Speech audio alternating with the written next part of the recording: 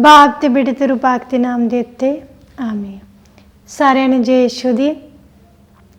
ਅੱਜ ਦੀ क्लास शुरू ਕਰਨ ਤੋਂ ਪਹਿਲਾਂ ਅਸੀਂ प्रार्थना करांगे सारे मिल के।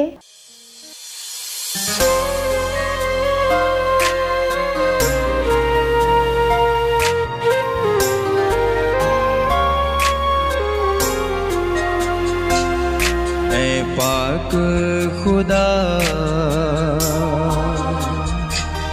तू कर दे दया, ऐ पाक खुदा तू कर दे दया, ऐ पाक खुदा तू कर दे दया, मैनू ऐना काबिल बना। ऐ पाक खुदा तू कर दे दया, मैनू ऐना काबिल बना। मैनू दनाई दा वरदान दे, तेरे पैदा नू जान सका। ऐ पाक खुदा तू कर दे दया, मैनू ऐना काबिल बना। मैनू दनाई दा वरदान दे, तेरे पैदा नू जान सका। तेरे पैदा नू जान सका। तेरे पैदा नू जान सका। ਅੱਜ ਦਾ ਤੀਸਰਾ ਚੈਪਟਰ ਹੈ ਜਰਮੀਆ ਨਬੀ। ਅਸੀਂ ਜਰਮੀਆ ਨਬੀ ਦੇ ਬਾਰੇ, ਇਹਦੀ ਜ਼ਿੰਦਗੀ ਦੇ ਬਾਰੇ ਅਸੀਂ ਜ਼ਿਕਰ ਕਰਾਂਗੇ। ਪ੍ਰਭੂ ਯਿਸੂ ਮਸੀਹ ਨੇ ਕਿਸ ਤਰ੍ਹਾਂ ਇਹਨਾਂ ਨੂੰ ਬੁਲਾਇਆ, ਕਿਸ ਤਰ੍ਹਾਂ ਇਹਨਾਂ ਦੇ ਦੌਰਾਨ ਬਹੁਤ ਸਾਰਾ ਆਪਣਾ ਭੇਦ ਪ੍ਰਗਟ ਕੀਤਾ, ਇਹਨਾਂ ਦੇ ਦੁਆਰਾ ਬਹੁਤ ਮਹੱਤਵਪੂਰਨ ਕੰਮ ਕੀਤੇ ਨੇ। ਸਭ ਤੋਂ ਪਹਿਲਾਂ ਅਸੀਂ ਜਾਣਦੇ ਹਾਂ ਜਰਮੀਆ ਨਬੀ ਨੂੰ ਵੈਣ ਪਾਉਣ ਵਾਲਾ ਨਬੀ ਕਹਿੰਦੇ ਨੇ। ਵੈਣ ਪਾਉਣ ਵਾਲਾ ਨਬੀ ਅਸੀਂ ਕਿਉਂ ਕਹਿੰਦੇ ਹਾਂ? ਕਿਉਂਕਿ ਉਸਨੇ ਯਹੂਦਾ ਦੇ ਰਾਜ ਅਤੇ ਯਰੂਸ਼ਲਮ ਨੂੰ ਉੱਤੇ ਆਉਣ ਵਾਲੀਆਂ ਬਿਪਤਾ ਨੂੰ ਨਾਸ਼ ਹੋਣ ਵਾਲੀਆਂ ਸਨ ਅਤੇ ਉਹਨਾਂ ਨੇ ਭਵਿੱਖਬਾਣੀ ਦੁਆਰਾ ਸਭ ਕੁਝ ਨਜ਼ਰ ਹੋਇਆ। ਜਦੋਂ ਉਹਨੂੰ ਇਹ ਸਾਰਾ ਕੁਝ ਨਜ਼ਰ ਆ ਰਿਹਾ ਸੀ ਅਤੇ ਯਰੂਸ਼ਲਮ ਤਬਾਹ ਹੋਣ ਵਾਲਾ ਸੀ, ਤਾਂ ਜਰਮੀਆ ਨਬੀ ਵੈਣ ਪਾ ਕੇ ਰੋ ਰਿਹਾ ਸੀ। ਇਸ ਕਰਕੇ ਇਸ ਨੂੰ ਵੈਣ ਪਾਉਣ ਵਾਲਾ ਨਬੀ ਕਹਿੰਦੇ ਨੇ। ਅਤੇ ਜਰਮੀਆ ਨਬੀ ਦਾ ਅਰਥ ਹੈ ਖੁਦਾ ਉੱਚਾ ਕਰਦਾ ਹੈ। ਅੱਗੇ ਜਰਮੀਆ ਨਬੀ ਦੀ ਭਵਿੱਖਬਾਣੀ ਦਾ ਮੁੱਖ ਉਦੇਸ਼ ਹੈ ਯਹੂਦਾ ਦਾ ਨਿਆਂ।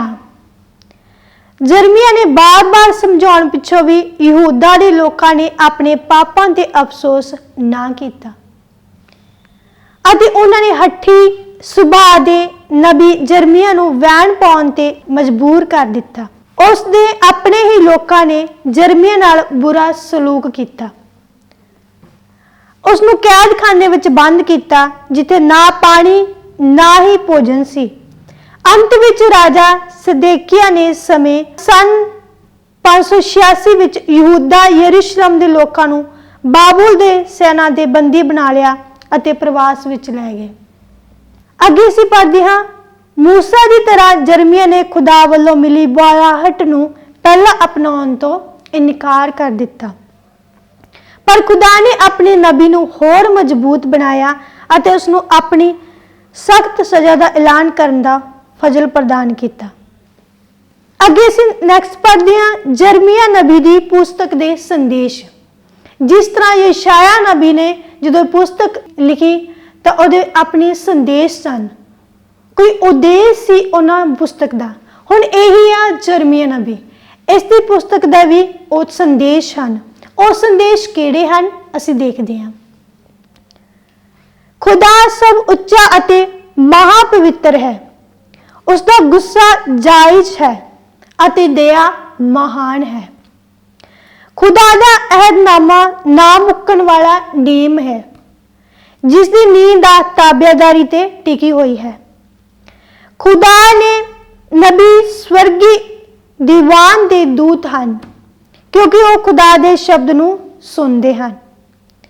ਹੁਣ ਖੁਦਾ ਸੱਚਾਈ ਹੈ ਅਤੇ ਅਸੀਂ ਉਸ ਨੂੰ ਇਸ ਦੇ ਨਿਆਂ ਵਿੱਚ ਜਾਣਦੇ ਹਾਂ, ਪਰ ਆਉਣ ਵਾਲੇ ਦਿਨਾਂ ਵਿੱਚ ਅਸੀਂ ਖੁਦਾ ਦੀ ਸੱਚਾਈ ਨੂੰ ਦਇਆ ਅਤੇ ਰਹਿਮ ਵਿੱਚ ਜਾਵਾਂਗੇ।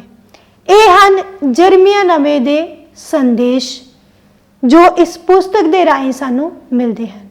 ਅੱਗੇ ਹੈ ਜਰਮੀਆ ਨਬੀ ਦੀ ਬੁਲਾਹਟ। ਕਿਸ ਤਰ੍ਹਾਂ ਪਰਮੇਸ਼ਰ ਨੇ ਉਹਨੂੰ ਆਵਾਜ਼ ਦਿੱਤੀ, ਉਹਨੂੰ ਆਪਣੀ ਸੇਵਾ ਦੇ ਵਿੱਚ ਲਾਇਆ। ਜਰਮੀਆ ਨਬੀ ਹੁਣ ਕਹਿ ਰਿਹਾ ਹੈ, ਪ੍ਰਭੂ ਨੇ ਮੈਨੂੰ ਕਿਹਾ, ਤੇਰੀ ਮਾਂ ਦੀ ਕੁੱਖ ਵਿੱਚ ਘੱਲਣ ਤੋਂ ਪਹਿਲਾਂ ਹੀ ਮੈਂ ਤੈਨੂੰ ਚੁਣ ਲਿਆ ਸੀ ਅਤੇ ਤੇਰੇ ਜਨਮ ਲੈਣ ਤੋਂ ਪਹਿਲਾਂ ਹੀ ਮੈਂ ਤੈਨੂੰ ਕੋਮਾ ਵਿੱਚ ਨਿਯੁਕਤ ਕੀਤਾ। ਮੈਂ ਉੱਤਰ ਦਿੱਤਾ, ਪ੍ਰਭੂ ਪਰਮੇਸ਼ਰ, ਮੈਂ ਤਾਂ ਅਜੇ ਬਾਲਕ ਹਾਂ ਅਤੇ ਇਸ ਲਈ ਮੈਂ ਬੋਲ ਵੀ ਨਹੀਂ ਸਕਦਾ। ਪਰ ਪ੍ਰਭੂ ਨੇ ਮੈਨੂੰ ਕਿਹਾ, ਤੂੰ ਇਸ ਤਰ੍ਹਾਂ ਨਾ ਕਹਿ ਕਿ ਤੂੰ ਅਜੇ ਛੋਟੀ ਉਮਰ ਦਾ ਹੈ, ਸਗੋਂ ਤੂੰ ਉਹਨਾਂ ਲੋਕਾਂ ਕੋਲ ਜਾ ਜਿਨ੍ਹਾਂ ਕੋਲ ਮੈਂ ਤੈਨੂੰ ਘੱਲ ਰਿਹਾ ਹਾਂ ਅਤੇ ਤੂੰ ਉਹਨਾਂ ਨੂੰ ਉਹ ਸਭ ਦੱਸ ਜਿਸ ਦੀ ਮੈਂ ਤੈਨੂੰ ਆਗਿਆ ਦੇ ਰਿਹਾ ਹਾਂ। ਤੂੰ ਕਿਸੇ ਦਾ ਡਰ ਨਾ ਰੱਖ, ਕਿਉਂਕਿ ਮੈਂ ਤੇਰੇ ਨਾਲ ਹੋਵਾਂਗਾ, ਤੇਰੀ ਰੱਖਿਆ ਕਰਾਂਗਾ। ਇਹ ਮੈਂ ਪ੍ਰਭੂ ਨੇ ਕਿਹਾ ਹੈ।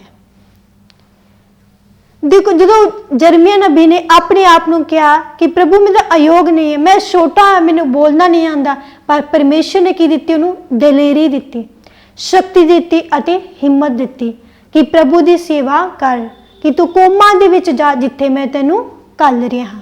ਇਹ ਪਰਮੇਸ਼ਰ ਦੀ ਯੋਜਨਾ ਸੀ ਜਰਮੀਆ ਨਬੀ ਦੇ ਦੁਆਰਾ ਕਿਸ ਤਰ੍ਹਾਂ ਪਰਮੇਸ਼ਰ ਦਾ ਸੰਦੇਸ਼ ਆਣਾ ਇਸ ਸੰਸਾਰ ਦੇ ਵਿੱਚ। ਅੱਗੇ ਅਸੀਂ ਪੜ੍ਹਦੇ ਹਾਂ, ਤਦ ਪ੍ਰਭੂ ਨੇ ਆਪਣਾ ਹੱਥ ਅੱਗੇ ਵਧਾਇਆ ਅਤੇ ਉਹਦੇ ਬੁੱਲ੍ਹਾਂ ਨੂੰ ਛੂਹ ਲਿਆ ਅਤੇ ਮੈਂ ਤੇਰੇ ਮੂੰਹ ਵਿੱਚ ਆਪਣੇ ਵਚਨ ਪਾ ਰਿਹਾ ਹਾਂ, ਜੋ ਤੂੰ ਬੋਲੇਗਾ ਅੱਜ ਮੈਂ ਤੈਨੂੰ ਕੋਮਾ ਅਤੇ ਰਾਜਾ ਉੱਤੇ ਅਧਿਕਾਰ ਦੇ ਰਿਹਾ ਹਾਂ। ਤੂੰ ਚਾਹੇ ਤਾਂ ਉਹਨੂੰ ਜੜ ਤੋਂ ਪੁੱਟ ਸਕਦਾ ਹੈ, ਤੂੰ ਚਾਹੇ ਤਾਂ ਉਸ ਨੂੰ ਦੁਬਾਰਾ ਉਸਾਰ ਸਕਦਾ ਹੈ ਅਤੇ ਉਸਾਰ ਕੇ ਉਸ ਚੀਜ਼ ਨੂੰ ਖੜਾ ਕਰ ਸਕਦਾ ਹੈ। ਨਬੀ ਦੀ ਬੁਲਾਹਟ ਤੋਂ ਅਸੀਂ ਇਹ ਸਿੱਖਦੇ ਹਾਂ ਕਿ ਖੁਦਾ ਨੇ ਹਰ ਇੱਕ ਇਨਸਾਨ ਲਈ ਯੋਜਨਾ ਬਣਾਈ ਹੈ ਅਤੇ ਖੁਦਾ ਆਪਣੇ ਅਤੇ ਆਪਣੇ ਲੋਕਾਂ ਦੀ ਸੇਵਾ ਲਈ ਲੋਕਾਂ ਨੂੰ ਚੁਣਦਾ ਹੈ। ਸਾਨੂੰ ਆਪਣੀ ਈਸਾਈ ਜੀਵਨ ਦੀ ਬੁਲਾਹਟ ਵਿੱਚ ਵੀ ਇਮਾਨਦਾਰੀ ਨਾਲ ਜੀਵਨ ਬਸਰ ਕਰਨਾ ਚਾਹੀਦਾ ਹੈ। ਜਿਸ ਤਰ੍ਹਾਂ ਜਰਮੀਆ ਨਬੀ ਨੂੰ ਪ੍ਰਭੂ ਨੇ ਚੁਣਿਆ, ਜੇ ਕਿਸੇ ਤਰ੍ਹਾਂ ਉਹਦੇ ਦੁਆਰਾ ਮਹੱਤਵਪੂਰਨ ਭੇਦ ਜਿਹੜੇ ਪਰਮੇਸ਼ਰ ਨੇ ਉਹਦੇ ਦੁਆਰਾ ਪ੍ਰਗਟ ਕੀਤੇ, ਭਵਿੱਖਬਾਣੀ ਹੋਈ ਅਤੇ ਪਰਮੇਸ਼ਰ ਦਾ ਵਚਨ, ਪਰਮੇਸ਼ਰ ਦਾ ਸੰਦੇਸ਼ ਜੋ ਲੋਕਾਂ ਤੱਕ ਆਇਆ ਜਰਮੀਆ ਨਬੀ ਦੇ ਦੁਆਰਾ, ਉਹੀ ਪਰਮੇਸ਼ਰ ਸਾਨੂੰ ਵੀ ਸਿਖਾਉਂਦਾ ਹੈ। ਅਸੀਂ ਵੀ ਸੰਸਾਰ ਦੇ ਵਿੱਚ ਦੇਖਦੇ ਹਾਂ ਕਿਸ ਤਰ੍ਹਾਂ ਪਰਮੇਸ਼ਰ ਨੇ ਆਪਣੇ ਲੋਕ ਚੁਣੇ ਆ, ਉਹਨਾਂ ਦੇ ਦੁਆਰਾ ਪਰਮੇਸ਼ਰ ਵੱਡੇ ਵੱਡੇ ਕੰਮ ਵੀ ਕਰਦਾ ਹੈ। ਹੁਣ ਅੱਗੇ ਅਸੀਂ ਦੇਖਦੇ ਹਾਂ ਜਰਮੀਆ ਨਬੀ ਨੂੰ ਦਰਸ਼ਨ ਕਿੰਨੇ ਮਿਲਦੇ ਨੇ? 2 ਦਰਸ਼ਨ ਮਿਲਦੇ ਨੇ। ਪ੍ਰਭੂ ਨੇ ਮੇਰੇ ਤੋਂ ਪੁੱਛਿਆ, ਜਰਮੀਆ ਤੂੰ ਕੀ ਦੇਖ ਰਿਹਾ ਹੈ? ਮੈਂ ਉੱਤਰ ਦਿੱਤਾ, ਬਦਾਮ ਦੇ ਰੁੱਖ ਦੀ ਇੱਕ ਟਹਿਣੀ। ਪ੍ਰਭੂ ਨੇ ਕਿਹਾ, ਤੂੰ ਠੀਕ ਉੱਤਰ ਦਿੱਤਾ ਹੈ, ਕਿਉਂਕਿ ਮੈਂ ਆਪਣੇ ਵਚਨ ਨੂੰ ਪੂਰਾ ਹੋਣਾ ਦੇਖ ਕੇ ਜਾਗ ਰਿਹਾ ਹਾਂ। ਤਦ ਪ੍ਰਭੂ ਨੇ ਮੇਰੇ ਤੋਂ ਫਿਰ ਪੁੱਛਿਆ, ਤੂੰ ਹੋਰ ਕੀ ਦੇਖ ਰਿਹਾ ਹੈ? ਤਾਂ ਮੈਂ ਉੱਤਰ ਦਿੱਤਾ, ਮੈਂ ਇੱਕ ਉਬਲਦਾ ਹੋਇਆ ਦੇਗਾ ਦੇਖ ਰਿਹਾ ਹਾਂ ਜੋ ਉੱਤਰ ਦੀ ਦਿਸ਼ਾ ਵੱਲ ਹੈ ਅਤੇ ਇੱਕ ਪਾਸੇ ਨੂੰ ਅੱਗੇ ਆਉਣ ਵਾਲਾ ਹੈ। ਪ੍ਰਭੂ ਨੇ ਮੈਨੂੰ ਕਿਹਾ, ਉੱਤਰ ਦੀ ਦਿਸ਼ਾ ਵਿੱਚ ਇਸ ਧਰਤੀ ਲੋਕਾਂ ਦੇ ਨਾਸ਼ ਦਾ ਦੇਗਾ ਉਬਲਦਾ ਹੈ, ਕਿਉਂਕਿ ਮੈਂ ਸਭ ਉੱਤਰੀ ਰਾਜਿਆਂ ਨੂੰ ਸੱਦ ਰਿਹਾ ਹਾਂ। ਉਹ ਰਾਜੇ ਆਪਣੇ ਸਿੰਘਾਸਨ ਯਰੂਸ਼ਲਮ ਦੇ ਫਾਟਕ ਸਾਹਮਣੇ, ਕੰਧਾਂ ਦੇ ਚਾਰੇ ਪਾਸੇ, ਯਹੂਦਾ ਦੇ ਹੋਰ ਨਗਰਾਂ ਦੇ ਦੁਆਲੇ ਵੀ ਲਾਉਣਗੇ। ਮੈਂ ਆਪਣੇ ਲੋਕਾਂ ਨੂੰ ਉਹਨਾਂ ਦੇ ਪਾਪਾਂ ਦੀ ਸਜ਼ਾ ਦੇਵਾਂਗਾ। ਉਹਨਾਂ ਨੇ ਮੈਨੂੰ ਤਿਆਗ ਕੇ ਪਰਾਏ ਦੇਵਤਿਆਂ ਅੱਗੇ ਬਲੀਆਂ ਚੜਾਈਆਂ ਅਤੇ ਆਪਣੇ ਬੁੱਤਾਂ ਲਈ ਪੂਜਾ ਕੀਤੀ। ਇਹ ਦਰਸ਼ਨ ਦੇ ਵਿੱਚ ਪਰਮੇਸ਼ਰ ਕਹਿੰਦਾ ਹੈ ਕਿ ਕਿਸ ਤਰ੍ਹਾਂ ਲੋਕ ਸਨ, ਪਰਮੇਸ਼ਰ ਤੋਂ ਦੂਰ ਹੋ ਕੇ ਪਾਪ ਦੇ ਵਿੱਚ ਰਹਿੰਦੇ ਸਨ। ਜਦੋਂ ਪਾਪ ਦੇ ਵਿੱਚ ਰਹਿੰਦੇ ਸਨ ਤਾਂ ਉਹ ਦੇਵਤਿਆਂ ਦੀ ਪੂਜਾ ਕਰਦੇ ਸਨ, ਬਲੀਆਂ ਚੜਾਉਂਦੇ ਸਨ, ਤੇ ਇਹ ਸਾਰੀਆਂ ਚੀਜ਼ਾਂ ਤੋਂ ਪਰਮੇਸ਼ਰ ਕੀ ਕਰਦਾ ਸੀ? ਨਫ਼ਰਤ ਕਰਦਾ ਸੀ। ਇਹੀ ਉਹਨਾਂ ਨੂੰ ਸਮਝਾਉਣ ਦੇ ਵਾਸਤੇ ਜਰਮੀਆ ਨਬੀ ਨੂੰ ਪਰਮੇਸ਼ਰ ਕੀ ਕਰਦਾ ਪਿਆ ਸੀ? ਤਿਆਰ ਕਰਦਾ ਪਿਆ ਸੀ। ਅੱਗੇ ਅਸੀਂ ਦੇਖਦੇ ਹਾਂ, ਤੂੰ ਇਸ ਵੇਲੇ ਉਹਨਾਂ ਕੋਲ ਨਾ ਡਰ, नहीं तो मैं आप होर अधिक तेनू उन्हां दे सामने डरा देवांगा। जरमिया तू ध्यान नाल सुन, इस धरती का हर निवासी तेरे विरुद्ध हो जाएगा। राजे, अधिकारी, पुरोहित, साधारण लोग सारे विरुद्ध हो जाएंगे, पर मैं तेनू उन्हां सामने खड़न दी शक्ति देवांगा। मैं तेनू उन्हां सामने पक्के किले, लोहे का खंभा, कहे की कंध की तरह बना देवांगा। मैं प्रभु ने यह कहा। इस दर्शन विच खुदा कहता है कि असीं केवल खुदा दी ही उपासना करिए, खुदा दे उत्ते विश्वास रखिए, कभी भी खुदा तो अनविश्वासी ना होइए, क्योंकि परमेश्वर ने जो सानू हुक्म दिता है, जो ही सानू करन दी आग्ञा दिती है, सानू ओही करना चाहिए है। इको ही परमेश्वर ते विश्वास रखना चाहिए है, उसे दी सानू की उपासना करनी चाहिए है। ये जरमाया नबी द्वारा लोकां नू परमेश्वर प्रगट करता है। अगे है पछतावे लई बुलाहट। प्रभु कहता है, इस्राएल दे लोको, जेकर तुसी मेरे वाल मुड़ना चाहते हो तो मेरे कोल वापस आ जाओ। जेकर तुसी घिनौने देवतियां नू मेरे सामने दूर करके मेरे उत्ते पूर्ण विश्वास करोगे तो तुहाडे लई मेरे नाम उत्ते सौं चुकना उचित होवेगा। तद सब कौमां मेरे तो आशीष मंगणगियां अते ओ मेरी महिमा करनगियां। सो इत्थे परमेश्वर उन्हां लोकां नू कह रहा है जो परमेश्वर तो दूर हन, जो पाप दे विच हन। इस करके परमेश्वर कहता मेरे वाल मुड़ जाओ, मैं तुहानू माफ़ी देवांगा, मैं दयावान हाँ। प्रभु यीशु मसीह बुला रहा, उन्होंने बुलाहट है इसराइली लोगों की। इस करके परमेश्वर कहना जेकर तुसी मेरे वाल मुड़ोगे तो तुहानू सौं चुकन लई उचित है। तद मैं सब कौमां तो आशीष अते महिमा प्रगट करांगा। अगे जरमिया दा मंदिर विच प्रचार करना। प्रभु ने मैनू मंदिर दे फाटक वाल घल्लिया, जिथे यहूदा दे लोग आराधना करन लई जांदे सन। उसने मैनू कहा, मैं फाटक विच खड़ा होके लोकां नू इस्राएली दे शक्तिमान प्रभु परमेश्वर दा उद्देश उच्ची आवाज नाल देवांगा। तुसी अपने बुरे राह उत्ते चलना अते अपने बुरे काम करने छड्ड दिओ तां मैं तुहानू इत्थे रहन देवांगा। तुसी अपने इन्हां झूठे बोलां उत्ते भरोसा रखना छड्ड देवो। असीं सुरक्षित हां। ये प्रभु दा मंदिर है, ये प्रभु दा मंदिर है, ये प्रभु दा मंदिर है। तुसी अपने बुरे राहां तो बुरे काम छड्ड दिओ अते एक दूजे नाल ईमानदारी वाला वर्ताओ करो। इत्थे जरमिया नबी जो मंदिर दे विच प्रचार करदा लोकां दे सामने, तो जरमिया नबी उन्होंने की कहंदे कि अपने बुरे काम नू छड्ड दो, अपने पाप वाले राह तो मुड़ जाओ, तो परमेश्वर दे वल आ जाओ। अत्याचार करने, कतल करने होर बुरे घिनौने काम करने छड्ड दो। तुसी अपने धोखा देने वाले शब्द उत्ते भरोसा रखते हो, तुसी ये सब बुरे काम कर रहे हो। चोरी, कतल, विचार, झूठ अते बलियां चढ़ाउणा, अनजाने देवतियां की पूजा करते हो। तुसी सब घिनौने काम करने अते फिर मेरे सामने अर्थात मेरे मंदिर विच आके कहते हो असी सुरक्षित हाँ। कि तुसी सोचते हो कि मेरा मंदिर डाकुआं दे लुकण वाली थां है? जो कुछ तुसी करते हो मैं सब कुछ देख रहा हाँ। तुसी शिलोह दी थां उत्ते जावो जिसनों मैं पहला अपने नाम लई उपासना लई चुनिया है। तुसी अपने लोग इस्राएल दे पाप दे कारण उस नाल की कीता सी? तुसी सब पाप कीते हन अते मेरे तुहानू बार-बार चेतावनी देन उत्ते भी तुसी मेरी परवाह नहीं की। मेरे सदन उत्ते भी तुसी मैनू उत्तर नहीं दिता। इसलिए मैं अपने इस मंदिर इस उत्ते भरोसा रखदा हाँ, तां शिलोह वाला भी हाल करांगा। मैं इस थां जिसनों मैं तुहाडे पुरखियां नू अते तुहानू दिंदा हाँ उत्ते भी ओह कुछ करांगा। मैं तुहानू अपनी अखां सामने इस तरह दूर कर देवांगा जिस तरह मैं तुहाडे संबंधियां इस्राएल दे लोकां नू कीता सी। मैं प्रभु इसने कहा। जो जरमिया नबी लोकां नू समझा रहा कि अपने पाप अपने बुरे काम करने छड्ड दो अते परमेश्वर दी उपासना करो। अगर नहीं करोगे, अपने पाप दे विच रहोगे, अपने ओही कामां दे विच रहोगे, घिनौने काम करदे रहोगे, तां परमेश्वर की कहंदा मैं ओही हाल करांगा जो इस्राएल लोकां नाल कीता सी। ਸੋ ਇਹ ਜਰਮੀਆ ਨਬੀ ਦੇ ਦੁਆਰਾ ਪਰਮੇਸ਼ਰ ਜੋ ਵੀ ਕਹਿਣਾ ਚਾਹੁੰਦਾ ਸੀ ਆਪਣੇ ਲੋਕਾਂ ਨੂੰ, ਉਹ ਉਸਨੇ ਆਪਣੇ ਨਬੀ ਦੇ ਉੱਤੇ ਪ੍ਰਗਟ ਕੀਤਾ। ਅੱਗੇ ਦੇਖ ਰਹੇ ਹਾਂ ਜਰਮੀਆ ਘੁਮਿਆਰ ਦੇ ਘਰ। ਮੈਂ ਘੁਮਿਆਰ ਨੂੰ ਆਪਣੇ ਚੱਕ ਉੱਤੇ ਕੰਮ ਕਰਦੇ ਦੇਖਿਆ। ਜਦੋਂ ਕੋਈ ਭਾਂਡਾ ਠੀਕ ਨਹੀਂ ਬਣਦਾ ਸੀ ਤਾਂ ਉਹ ਭਾਂਡੇ ਵਾਲੀ ਮਿੱਟੀ ਨੂੰ ਲੈ ਕੇ ਦੂਜੀ ਭਾਂਡਾ ਬਣਾ ਦਿੰਦਾ ਸੀ। ਪ੍ਰਭੂ ਨੇ ਮੈਨੂੰ ਕਿਹਾ ਕਿ ਇਸਰਾਇਲ ਦੇ ਲੋਕੋ, ਮੇਰਾ ਇਸ ਘੁਮਿਆਰ ਦੀ ਮਿੱਟੀ ਵਾਂਗ ਤੁਹਾਡੇ ਉੱਤੇ ਅਧਿਕਾਰ ਨਹੀਂ ਹੈ। ਤੁਸੀਂ ਮੇਰੇ ਲਈ ਉਸੇ ਤਰ੍ਹਾਂ ਹੋ ਜਿਸ ਤਰ੍ਹਾਂ ਘੁਮਿਆਰ ਦੇ ਹੱਥ ਮਿੱਟੀ ਹੈ। ਜੇਕਰ ਕਿਸੇ ਵੇਲੇ ਮੈਂ ਰਾਜ ਜਾਂ ਕੰਮ ਨੂੰ ਤੋੜਾਂ ਜਾਂ ਨਾਸ਼ ਕਰਨ ਦਾ ਫੈਸਲਾ ਕਰਾਂ, ਪਰ ਇਹ ਉਹ ਕੌਮ ਬੁਰਾਈ ਕਰਨੀ ਛੱਡ ਦੇਵੇ ਤਾਂ ਮੈਂ ਆਪਣਾ ਫੈਸਲਾ ਵੀ ਬਦਲ ਦੇਵਾਂਗਾ। ਦੂਜੇ ਪਾਸੇ ਜੇਕਰ ਮੈਂ ਕਿਸੇ ਰਾਜ ਜਾਂ ਕੌਮ ਨੂੰ ਖੜਾ ਕਰਨ ਜਾਂ ਉਸਾਰਨ ਦਾ ਫੈਸਲਾ ਕਰਾਂ, ਪਰ ਉਹ ਕੌਮ ਹੈ ਅਤੇ ਆਪਣੇ ਫੈਸਲੇ ਅਨੁਸਾਰ ਨਹੀਂ ਕਰਾਂਗਾ, ਸੋ ਹੁਣ ਤੂੰ ਯਹੂਦਾ ਅਤੇ ਯਰੂਸ਼ਲਮ ਦੇ ਲੋਕਾਂ ਨੂੰ ਦੱਸ ਕਿ ਮੈਂ ਤੈਨੂੰ ਸਜ਼ਾ ਦੇਣ ਦੀ ਯੋਜਨਾ ਬਣਾ ਰਿਹਾ ਹਾਂ। ਉਹ ਆਪਣੇ ਬੁਰੇ ਕੰਮਾਂ ਨੂੰ ਕਰਨਾ ਅਤੇ ਬੁਰੇ ਰਾਹਾਂ ਉੱਤੇ ਚੱਲਣਾ ਛੱਡ ਦੇਣ।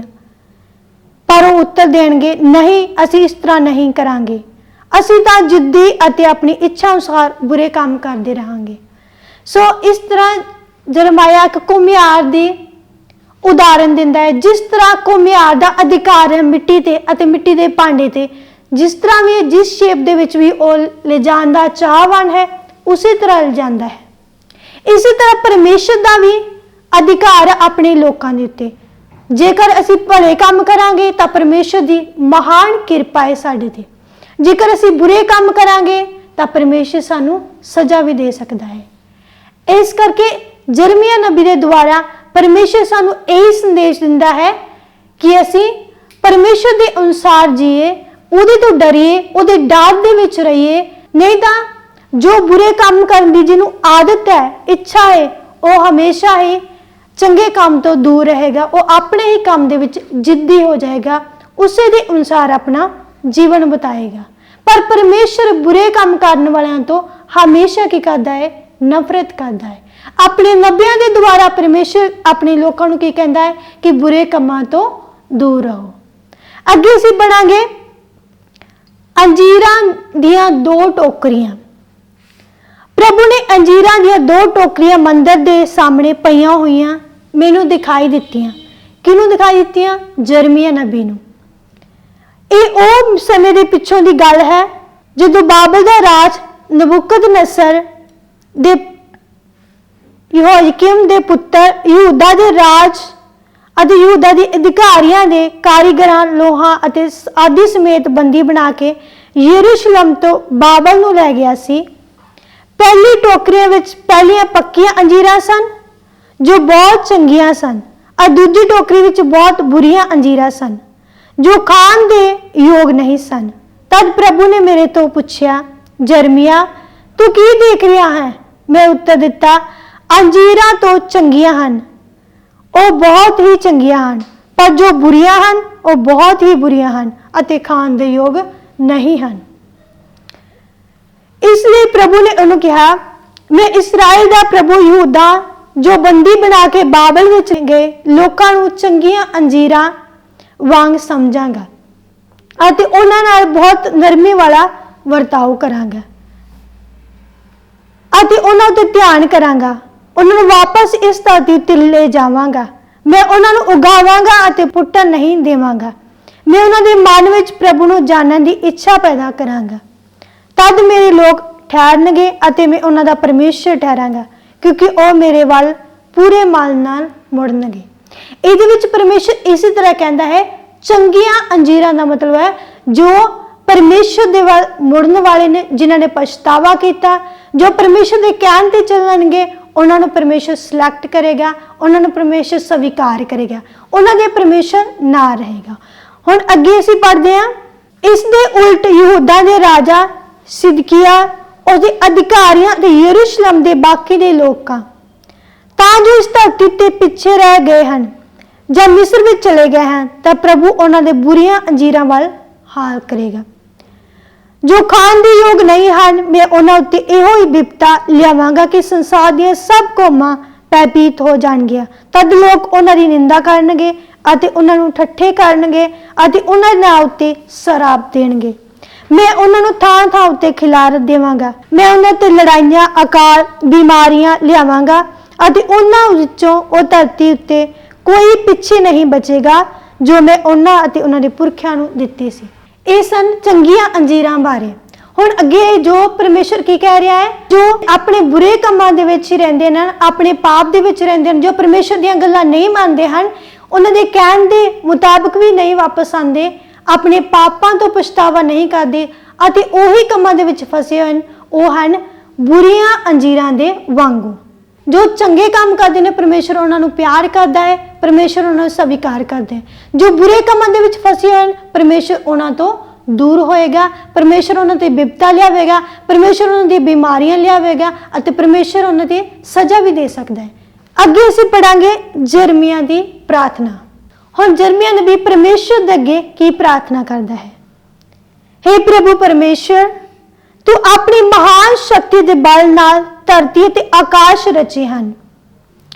ਤੇਰੇ ਲਈ ਕੋਈ ਕੰਮ ਕਰਨਾ ਕਠਿਨ ਨਹੀਂ ਹੈ। ਤੂੰ ਹਜ਼ਾਰਾਂ ਲੋਕਾਂ ਉੱਤੇ ਆਪਣਾ ਅਟੁੱਟ ਪਿਆਰ ਪ੍ਰਗਟ ਕਰਦਾ ਹੈ, ਪਰ ਤੂੰ ਲੋਕਾਂ ਨੂੰ ਉਹਨਾਂ ਦੇ ਮਾਪਿਆਂ ਅਤੇ ਪਾਪਾਂ ਦੀ ਸਜ਼ਾ ਵੀ ਦਿੰਦਾ ਹੈ। ਤੂੰ ਮਹਾਨ ਅਤੇ ਬਲੀ ਪਰਮੇਸ਼ਰ ਹੈ ਅਤੇ ਤੇਰਾ ਨਾਮ ਸਰਵ ਸ਼ਕਤੀਮਾਨ ਪ੍ਰਭੂ ਹੈ। ਤੂੰ ਸਮਝ ਨਾਲ ਭਰੀਆਂ ਯੋਜਨਾ ਬਣਾਉਂਦਾ ਅਤੇ ਮਹਾਨ ਕੰਮ ਕਰਦਾ ਹੈ।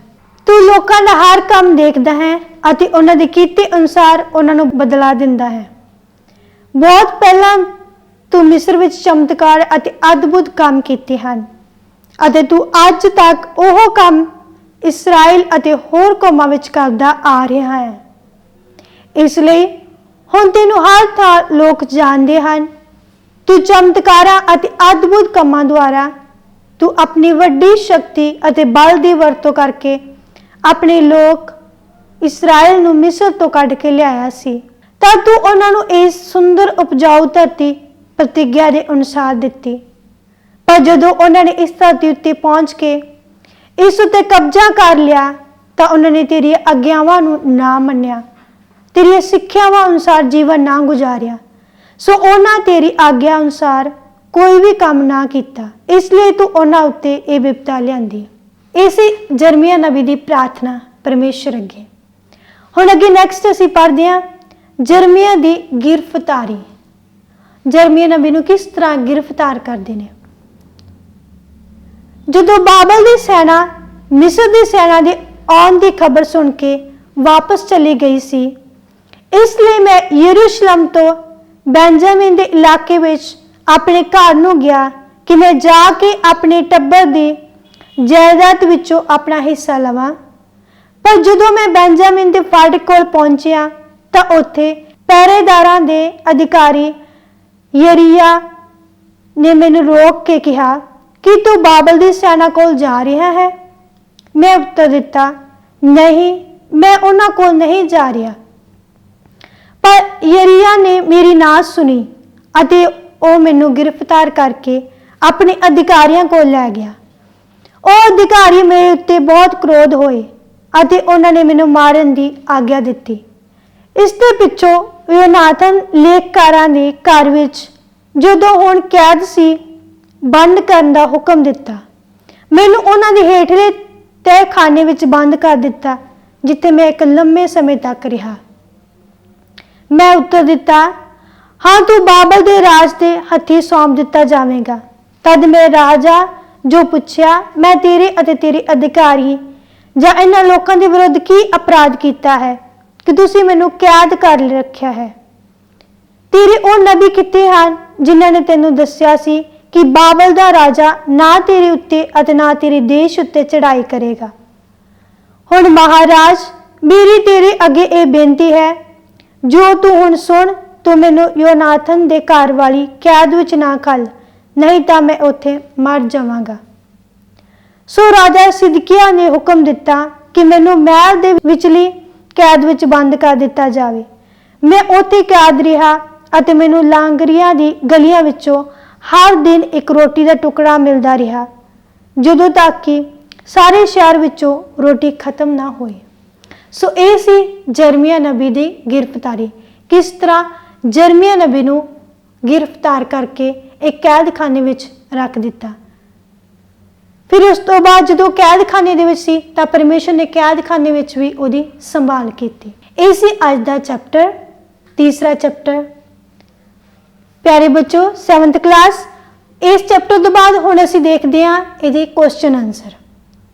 हुण क्वेश्चन आंसर, पहला क्वेश्चन की है, जरमिया नबी नूं वैन पाउण वाला नबी क्यों कहंदे हन। अगे असीं पढ़िया क्योंकि उसने यहूदा के राजा ਅਤੇ यरूशलेम उत्ते आउण वाली विपता ਅਤੇ नाश बारे भविष्यवाणी कीती सी। जरमिया नबी यरूशलेम मंदिर की तबाही अपनी अखी वेख सकदा सी। जदों उसने अखी वेख्या तो वह सचमुच दुखी होकर वैन पाउण लगा। इस करके उसनूं वैन पाउण वाला नबी कहंदे हन। दूसरा क्वेश्चन है, जरमिया नबी के नाम का की अर्थ है। जरमिया के नाम का अर्थ है खुदा उच्चा करता है। तीसरा क्वेश्चन है, जद घुमियार दे घर सी तां खुदा दा साडे लई की संदेश है। खुदा साडे सारियां दे लई इह सच्चा संदेश दिंदा है कि जिस तरह घुमियार दे हत्थ विच मिट्टी है, घुमियार दा अधिकार है मिट्टी उत्ते, उसे करके परमेश्वर दा भी अधिकार है अपने इंसानां उत्ते, अपने लोकां उपर। प्रभु दा अधिकार है साडी जिंदगी उत्ते, साडी जिंदगी विच की होना है, की करना है, परमेश्वर दा साडे उत्ते अधिकार है। अगे चौथा क्वेश्चन है, जरमिया नबी दी बुलाहट बारे लिखो। आंसर है, प्रभु ने कहा, तेरी मां दे कुख विच घल्लण तो पहला ही मैं तैनूं चुन लिया सी ਅਤੇ तेरे जन्म लैण तो पहला ही मैं तैनूं कौमां दे लई नियुक्त कीता सी। मैं कहा, मैं तो अजे बालक ही हाँ, मैं बोलना भी नहीं जानता। सो प्रभु ने अपने हत्थां नाल मेरे बुल्लां नूं छूया अते कहा, मैं तेरे मूँह विच अपने वचन पा रहा हाँ, जो तू बोलेगा अज मैं तेनूं कौमां अते राजा उत्ते अधिकार दे रहा हाँ। तू चाहे तो उन्होंने जड़ तो पुट के सुट सकता है, तू चाहे तो उन्होंने दोबारा खड़ा करके उसार भी सकता है। इस जरमिया नबी दी बुलाहट का आंसर। अगे है 5वां क्वेश्चन, जरमिया नबी दी गिरफ्तारी, किस तरह उन्होंने गिरफ्तार किया। आंसर है, बेंजामिन दे फाटक कोल पहुंचया तो उत्थे पहरेदार ते अधिकार जरीजा ने मैनू रोक के कहा कि बाबल दी सेना कोल जा रहा है।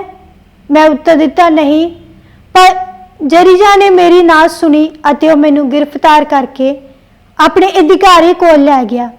ਉਹ ਅਧਿਕਾਰੀਆਂ ਨੇ ਮੇਰੇ ਉੱਤੇ ਕ੍ਰੋਧਿਤ ਹੋਏ ਅਤੇ ਉਹਨਾਂ ਮੈਨੂੰ ਮਾਰਨ ਦੀ ਆਗਿਆ ਦਿੱਤੀ। ਇਸ ਦੇ ਪਿੱਛੋਂ ਯੋਨਾਥਨ ਲੇਖਕਾਰ ਦੇ ਘਰ ਵਿੱਚ ਜੋ ਹੁਣ ਕੈਦ ਸੀ ਬੰਦ ਕਰਨ ਦਾ ਹੁਕਮ ਦਿੱਤਾ ਅਤੇ ਮੈਨੂੰ ਉਹਨਾਂ ਦੇ ਹੇਠਲੇ ਤਹਿਖਾਨੇ ਵਿੱਚ ਬੰਦ ਕਰ ਦਿੱਤਾ, ਜਿੱਥੇ ਮੈਂ ਇੱਕ ਲੰਮੇ ਸਮੇਂ ਤੱਕ ਰਿਹਾ। ਇਸ ਅੱਜ ਦੇ ਚੈਪਟਰ ਦੇ ਕੁਐਸਚਨ ਆਨਸਰ ਵੀ। ਇਸ ਕੁਐਸਚਨ ਆਨਸਰ ਨੂੰ ਚੰਗੀ ਤਰ੍ਹਾਂ ਪੜ੍ਹਨਾ, ਯਾਦ ਕਰਨਾ, ਆਪਣੇ ਦਿਮਾਗ ਦੇ ਵਿੱਚ ਰੱਖਣਾ, ਚੈਪਟਰ ਨੂੰ ਵੀ ਇੱਕ ਵਾਰੀ ਪੜ੍ਹ ਲੈਣਾ। ਸਾਰਿਆਂ ਨੂੰ ਜੈ ਯਿਸੂ।